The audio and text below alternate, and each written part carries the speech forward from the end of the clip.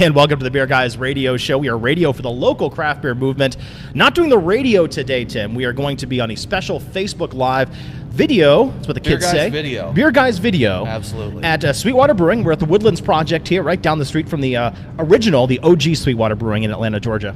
So that's me. Oh, I'm Aaron Williams, by the way. That's me. I get so excited, I forget. And we're here at SweetWater Woodlands. We have Nick Burgoyne with us. We have Nick Nock with us from SweetWater Brewing. We're going to talk a little bit about the Woodlands, about SweetWater, and mainly 420 Fest. We're here to tell people of all the awesome things coming up at 420 Fest, especially on the beer side of things. Right. So, guys, thanks so much for joining us today. We appreciate it. Appreciate it. So, for those that aren't familiar with the festival, big fest in Atlanta. If you're not just Atlanta, Southeast, U.S., some people come international, but what is 420 Fest about? It's all about... I was gonna say, Nick can take that question. You've been here. You've been here a long time. It'd be good. Yeah. So 420 Fest. I mean, ultimately, I think it's just about giving back to the people. You know, when SweetWater first started, we did no marketing. It was just people coming and enjoying our beer, going out and telling their friends. They told their friends, blah blah blah. Now we're big enough to throw on a hell of a party. Yeah. So that's pretty much what we're doing.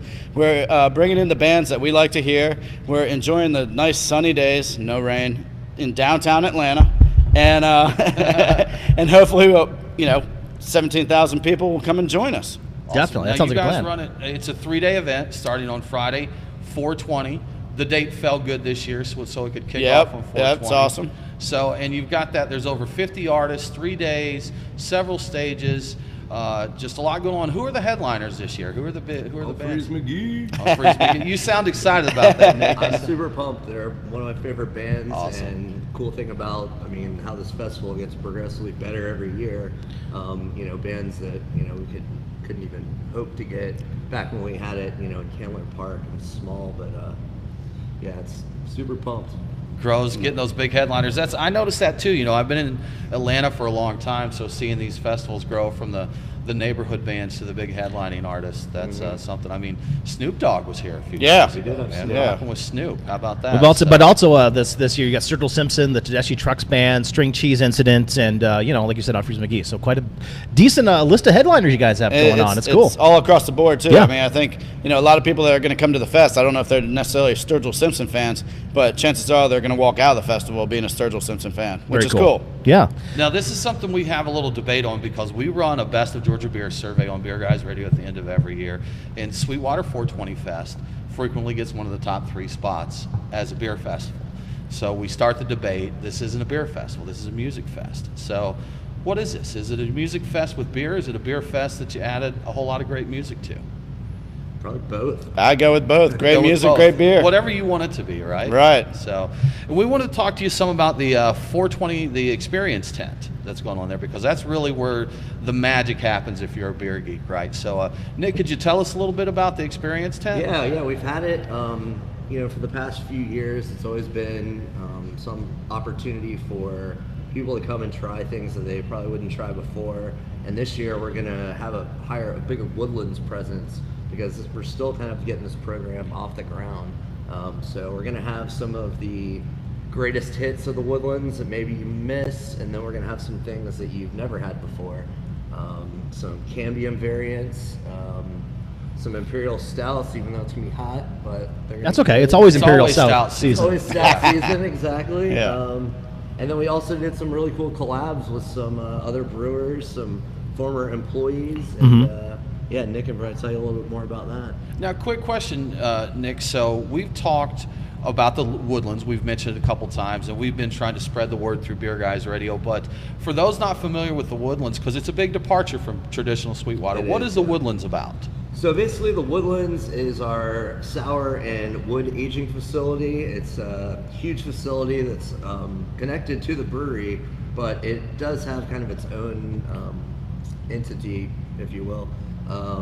What we're trying to do here is show people that we can also do, the American wild, sour, wood-aged stuff that people aren't really used to seeing from SweetWater. We're used to just cranking out the 420. Yeah, some hoppy, heady beers, right? Yeah. So which I'm not going to complain about either. Yeah, I'm not either. Right. That's what built this place. That's right. But what we're doing here is a little bit different, more I'd say more crafty. getting back down to our roots. Do you and Nick Nock ever have to fight out who's cooler, the Woodlands or OG SweetWater? All the time. All the time. Yeah, good deal. Now, Nick Nock, Nick B mentioned just a bit ago about your collaborations that you're doing here. So can you tell us about some of those you've got coming up? Sure. Like what was mentioned, the experience tent, we're trying to do something that you can only experience at the 420 Fest. So by doing that, we want to have a bunch of one-offs. So, we're trying to think about what kind of one-offs can we do. Let's do some collaborations. SweetWater is not the biggest on collaborations. We've only done a handful. So we reached out to some fellow employees that have moved on to other ideas, different breweries that they've started, and some friends of ours around the community. And so ultimately we did 5 different collaborations with 5 of our friends, and we created 5 different beers that you can only get at the experience tent. Now, if you look at SweetWater's family tree, because you said we reached out to some of our friends that have moved on to other things, SweetWater, a lot of people have their roots in SweetWater, especially in Georgia and even internationally. There's a lot of brewers that started here. So I imagine there's some good collaborations. Can you give us a tease on some of the breweries that are collaborated with?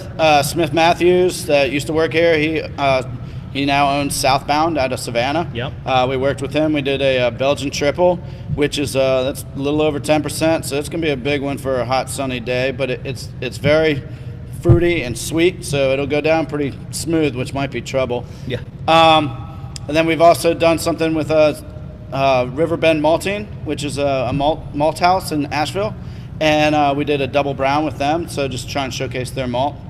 And we did something with Bearded Iris in Nashville. Paul Vaughn used to work here. Okay. Now they're the talk of the town in Nashville, and we did a very easy drinking Italian Pilsner. So basically it's hoppy, kind of herbal. It's very nice. That's a lot different from SweetWater or Bearded Iris, going with a Pilsner beer like that. So big change up there. Now, you did a lot of, or I know at least 1 or 2 collaborations with some of the bands that are going to be here, correct? Yep. We, well, not particularly for this one, but we did come out with Ground Score a little bit earlier ago, and we did that with Kyle, who is the keyboard player for String Cheese. Right. And that'll also be available at the festival if it's not sold out. That's a big one, because that's one's been sold out pretty quickly. That's your Dank Tank series that you've had recently. Yeah. And, that's been going pretty fast. That's one and done. So hopefully we, stuck some in the cellar for this event. Put a little back. Now, you're actually going to do a panel discussion with Kyle and Relics Magazine, believe. correct? Yes. Yeah. You'll find out when you get there for sure, right? They'll tell you where you need to be. Yeah.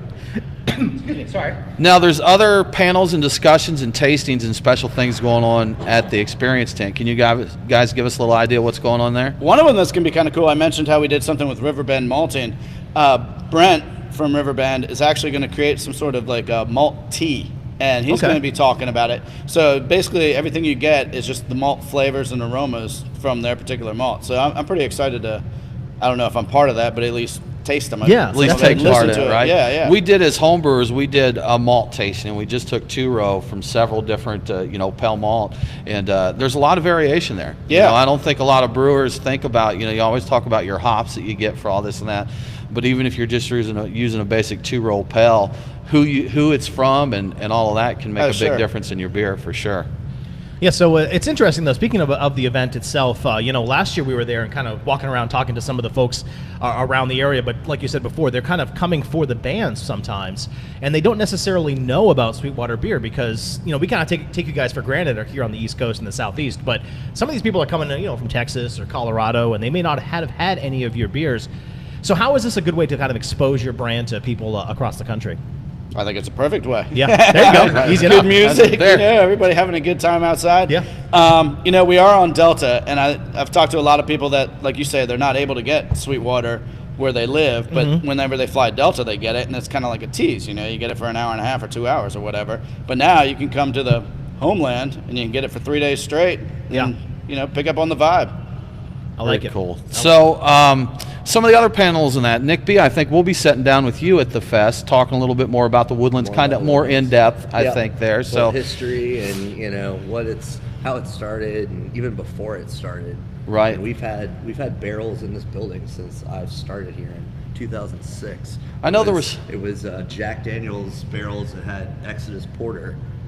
Exodus Porter. That's what. Will that make an appearance in the experience tent this year? Is that because I know it was there last year? Yes. We did. Say yes. Yeah. We did a show. There was a 38 Radio was up there last year, and they had an Airstream trailer that had a studio in it. So they were nice enough from the experience tent to bring us a pitcher of Exodus Porter that we just locked ourselves in the trailer. And how did it taste compared to the original? From what I remembered, it was pretty spot on, man. It was everything I was looking for out of that. So that was really good. That was really a great enjoyed beer. it. So, guys, what are some of the other things maybe that we didn't mention? Anything else you'd like to mention about 420 Fest or the Woodlands? Or I mean, I've got like a couple panels that I'm going to be discussing Woodlands stuff. I think I've got one with Corsair. We got some barrels from them, and we put some Woodlands beers in there. So we're going to just kind of see how their beers, or how our beers, what we get out of their barrels.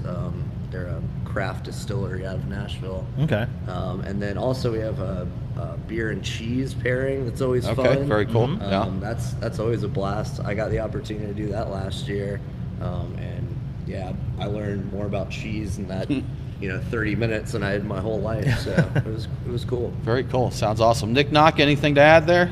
I just want people to come out, have a good time, drink good beer, and get along. Awesome. I like it. Y'all, real quick, I want to let you know we are giving away a membership at beerguysradio.com to the Woodland Circle Beer Club. Now, we've been talking about that. These 2 bottles in the center from the Woodland Circle, only a very limited number of people get to drink and own those bottles. There's around 500, 600 bottles per run on this.